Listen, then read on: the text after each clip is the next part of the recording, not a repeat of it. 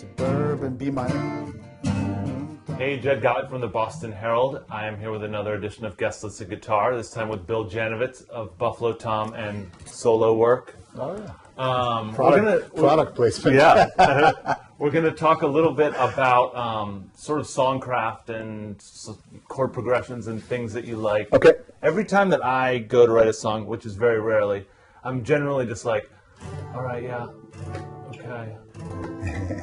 Oh, that sounds good. Yeah. Oh, and I'm like, oh, wait, that's 50 songs. Or I'm like, okay, you know, I just take a chord progression someone else has, and I'm like, well, I'll just stay a little longer on this stuff. Yeah. But I don't, you know, I can't really, I just have no feel for it, really. Well, you're letting your head get in the way. I mean, like when you write, do you go, I mean, write, you know, not music. Do you say to yourself, well, somebody else has led with this before? You know, you just kind of write, right? And then you worry about it later. Yeah. That's what you got to do when you're writing music. I mean, and I noticed you went right to the G. That's always what I do. Really? That's okay. It's like I go to the G, and I don't know why. And it's like and probably I don't know how many songs of mine start with a G. Yeah. And yeah, I mean, you get into little traps, and, you know, we were talking about the Stones before we started filming, and, you know, Keith talked about going to the piano or open tuning. Sometimes you need these little things that just break you out of your habits. Yeah. What do you, so you say, you know, sometimes you just hit a chord and go. Do you have a melody sometimes in your head, a vocal melody or a lyric, or do you start with messing around with chords?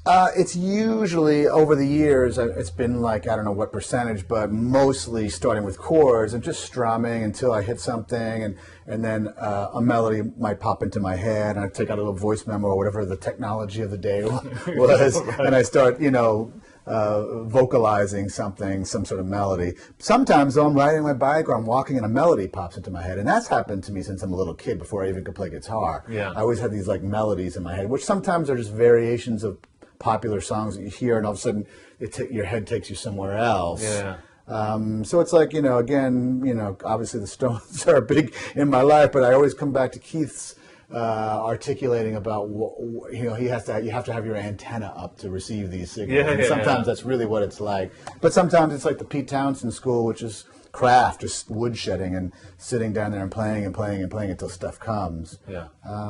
But, you know, for me, you know, I didn't even get a capo until our third record or so. I mean, I think I had a capo, but so much of our stuff, Buffalo Tom, since we were a trio, and it's kind of the way I learned guitar, was a lot of open chords. I mean, of course, I knew all the most of the bar chords, I guess.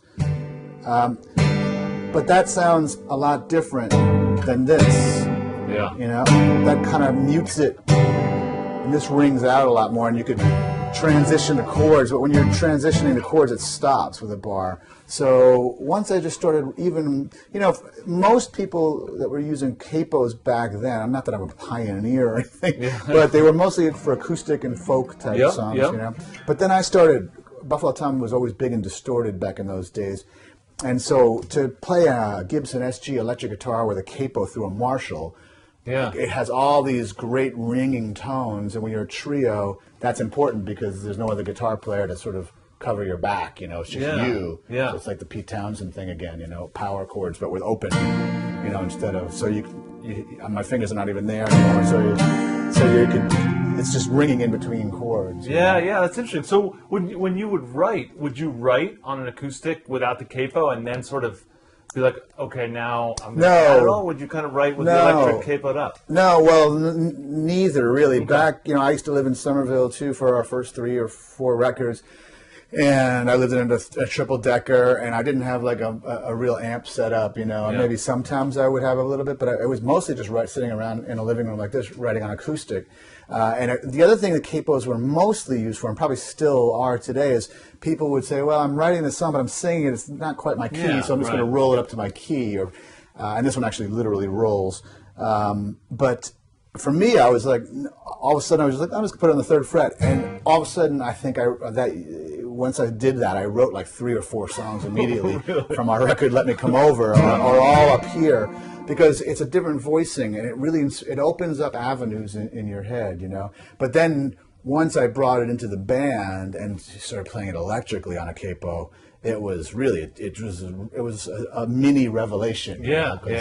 All of those rings and overtones. I guess you have to kind of find like that voicing must sort of just work with your aesthetic and your voice, probably. It's kind of like it was a pairing that you didn't quite get, and then you were like, that's kind of me, right? Right, Like yeah, that? exactly. I think that's part of it. And then it's funny because Chris Colburn, who is the bass player but also writes a lot of the Buffalo Tom songs, he writes on guitar. And he started writing on capos as well later, but he did them a half step down on two, so it's kind of just to be a pain in the neck, I think.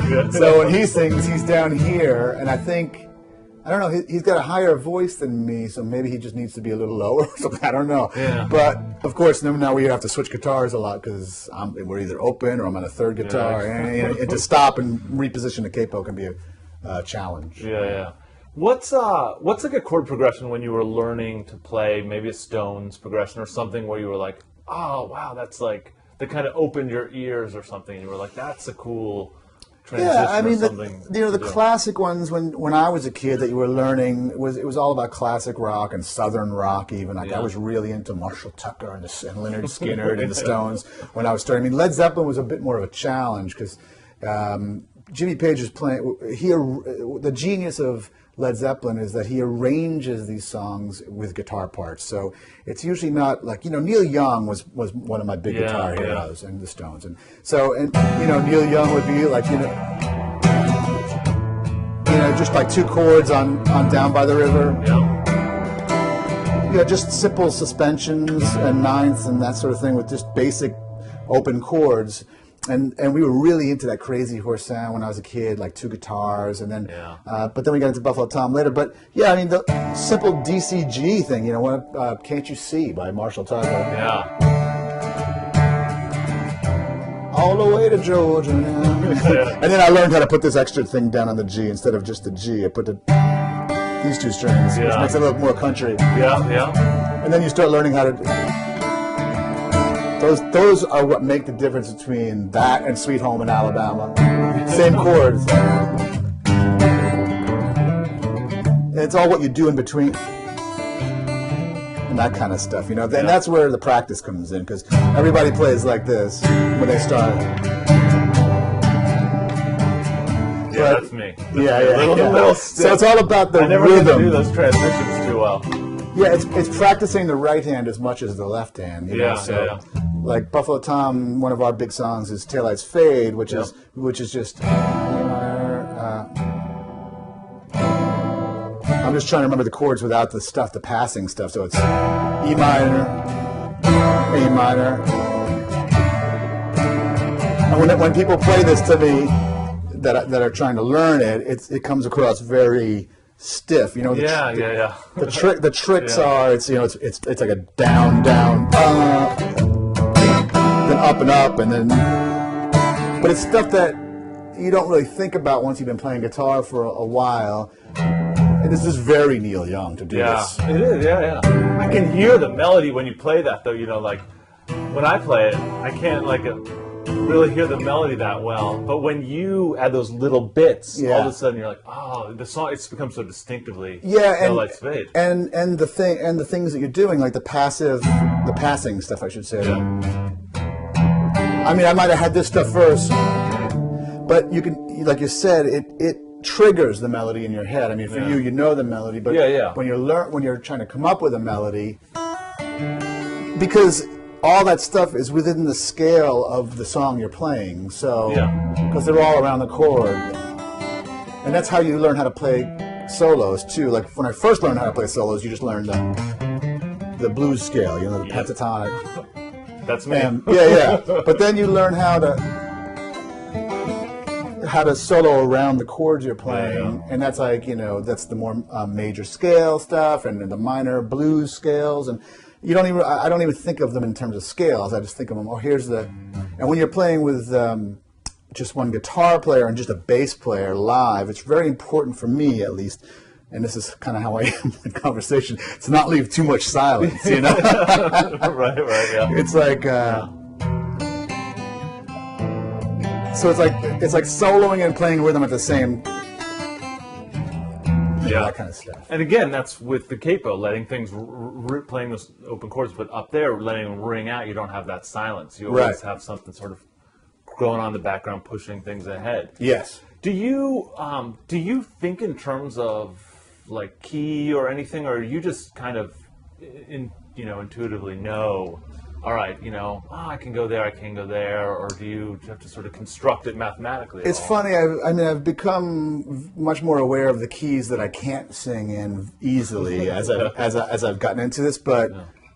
Because a lot in the older days, I'd be just having the melody in my head. Like my girlfriend or wife, whatever she was at the time, would be asleep early, and I'd just have the melody in my head, and I'd be down here. But then when I'd go to sing it, I'd realize, oh no, I can't. It's in my head, but I can't really do like a D. Yeah. Like when I try to sing Blondie's Dreaming, I'm usually trying to sing the lower octave, because if you try to do her octave, it's way up there. But no, but then you could adjust with the capo. You say, "Oh, this is a little too high. Can we bring it down a half step?" Yeah. What So when you're sort of constructing a song, do you just like let the song be, or do you ever think like, okay, well, that's G C D, that enough of that, and let me add some really weird chords for texture. Do you think, what, this is 3 chords. This is a good song. I'm going to let it lay. Well, it really depends, and it really depends on what the other guys the people you're collaborating with are. Like with Buffalo Tom, at various stages, something would come out fully formed, and you'd go, I'm not going to mess around with that. Yeah. Maybe one of the other guys in the band says, it's just not working there. Can we try like something else here? And Chris in Buffalo Tom is always good at coming up with counter melodies, and sometimes that leads somewhere. So it's really about that collaboration. Yeah. And that's why we consider ourselves sort of writing the songs together, even though I might bring most of it to the band, and Chris might bring most of his songs to the band. With our band, it's always been like once you bring it in, it's the band, and you mess around with it, But then producers sometimes, like we had a producer late in our career, relatively speaking, like late 90s, named Dave Bianco, who really wanted a middle 8, a bridge in every song. Almost. Yeah, he's like, well, you guys don't have a middle 8 here. How are you going to explain the song? Because he was very much of the Beatles classic songwriting school. Did you like that from him? Were you like, okay, we can add a few? Or were you like, dude, man, that's not what we're doing? No. At that point, we were like, well, we're open for ideas. We had pretty much like, not that we were looking for ideas, but we were open to ideas. Because I think when you're starting, you're very defensive, especially back in the late 80s, early 90s. It was, you got to keep creative control, man, and don't let anybody in, and don't let the producer chime in or whatever about your songs. They can help you with the sound, but and people were reluctant to sort of get. But then you get established, and you're like, I could take ideas or leave them. Let's hear some ideas. That's why you bring in another set of ears to the studios to say, it's missing something. And pre-production back then was very important to sort of play the songs over and over again, and before you even go in the studio, and that sort of thing. Yeah. What's the progression that you like hit upon, and you were like, oh man, like that you just sort of like fell in love with, that you wrote? Like, is there like sort of a interesting thing that you discovered later, maybe? I can't say that. I mean, there are progressions that I love to play, and I fall into them all the time. So Taylor's Fade, I've done a variation on that. So that's that, and then up here is kind of the same finger forms for I'm Allowed, a song. So those are a lot of the same chords, but totally different song though when you add those transition notes. Yeah, and it's not in quite the same order, but it's a similar. So E minor forms. Up here it's G minor and C minor up in the capo. But I always love the classic things like the. I'm sure there's a name for it, but it's like so if you take the classic old 50s G, E minor, A minor, or C, so if you do that, but then, it's just such a, you'll hear that in so many people's songs over 50 years of rock and roll. For me, one song that really did come out completely formed when I had this capo thing, and it was on Let Me Come Over, our third record, was using that progression. It's called Porch Light. So you just take it, but I really speed it up, and I do all those passing things. So it goes, that's A minor. So instead of going to a D, I do an A minor to a C. So this is getting a little clippy.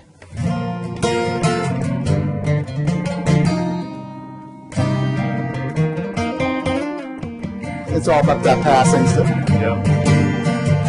And this is sort of like the have that big song. This is the day your life will surely change. Yeah. So it's a million different songs, but it's all about what melody you lay over it and how you play it.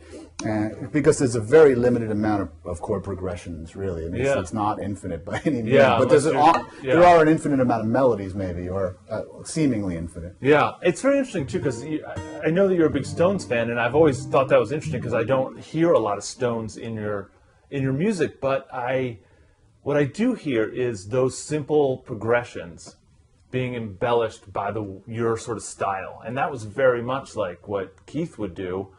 Is like, okay, this is the same old progression, but this is the way this is the way I do it, and this is why it's different. Yeah, it's less about being like, okay, well, what if we went to like the ninth, and then okay, now we're in like Mixolydian all of a sudden, and you know, then you're like, okay, this isn't then you're even at a song. Berkeley. This isn't even a song anymore.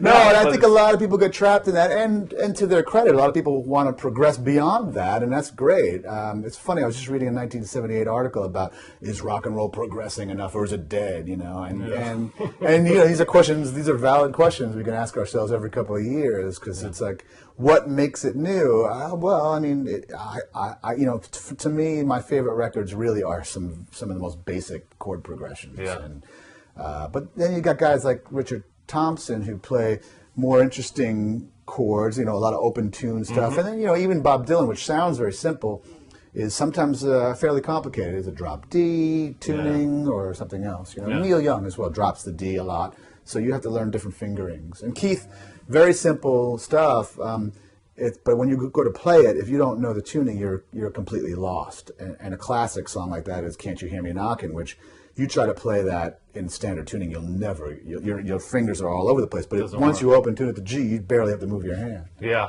Which I think we saw that same Stone show at the Garden, and that's what shocked me so much. I was like, wow, he can barely move, but he doesn't need to at all. It's perfect. It's like his hands go from here to here, and it sounds perfect. Yeah. Well, it's like pedal steel guitar too. The greatest pedal steel players will sound like they're playing a flurry of notes, and they are, and it's beautiful, and they're like these weeping melodies. But all they're doing is like kind of bending the slide a little bit and moving a little, pedal with their knee, but it's all in that same open tune sort of chord right there. Yeah. Now, not growing up here, I always knew about Buffalo Tom, but I was never like a diehard. And then this record was really the one where, you know, I'm like, this is the best. This is his best work. And everyone's like, what the hell are you talking about? Have you not heard like the first 4 Buffalo Tom records? But so before I let you go, I want to hear a little bit of Long Island and a little bit about that progression. Oh, sure. Because that is so simple. But the arrangement on the album makes it so big, and it's just a cool. Right. Cool thing. And again, it's about the arrangement. It's what you do with those chords. So this was actually a song I wrote and recorded solo acoustic for Up Here is the name of the record. Yeah. So it was just me and a guitar basically. But then I was kind of exploring themes of growing up on Long Island in New York, and so and I always wanted it always seemed like more of should be a fuller band song anyway. So so the chord progression is G. I'm sorry. So it opens with G, D, E minor, C, and then that's a B minor, E minor, C, just like and then back to the G. So you could just play it. I can't play anything straight. I'll play it straight for you. So that's straight, but I'm playing it. It's actually similar to that Porch Light stuff. A lot of hammering stuff off and on. So that's very similar to Porch Light and it's so you got up and disappear. Lately don't seem around here. Suburban streets at night are dark. Bedroom Tony got no heart. Rolled up the streets just like the map of Long Island. Daily times, daily bread. Disappeared right out of bed. Suburban streets at night are dark. Bedroom Tony. And I play it slower on the record. Rolled up the streets just like the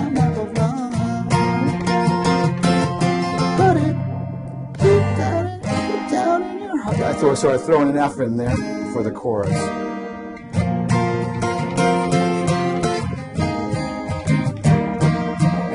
And when I say F, it's the F form. So, but it's a lot of lifting and stuff. Yeah, that really opens my mind a little bit to worrying less about trying to get something unique or creative and just trying to. First of all, I love that idea of using the capo more to let things ring out. Yeah. Because bar chords really do kind of. I mean, if you're playing like especially acoustic, power punk or yeah, if you got two guitar players, yeah.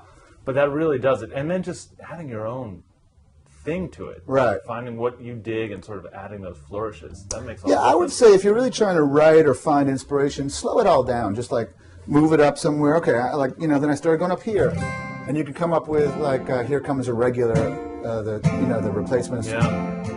I love this progression, by the way. So the C form to the E minor form to the F, and see this string is always ringing out. Yeah. And this is one of my favorite chord progressions. Just 3 chords, and you're not playing a straight E minor form. In this case, it would be A minor because you're up here. But you're keeping that suspended. Yeah. And I'm sure a real musician would be able to tell you the chords. But I just, if you don't worry about it, you're just kind of whatever sounds good.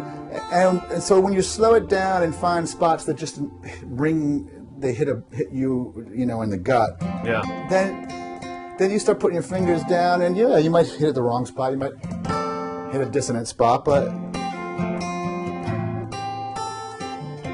so if you exercise your pinky finger, and you'll find melodies. So I could come up with a melody over Paul's progression. Yeah. And it'd probably be the same song. But, you can find inspiration there. Yeah, nice. Well, thanks so much for coming in. I appreciate it. Thanks for having me.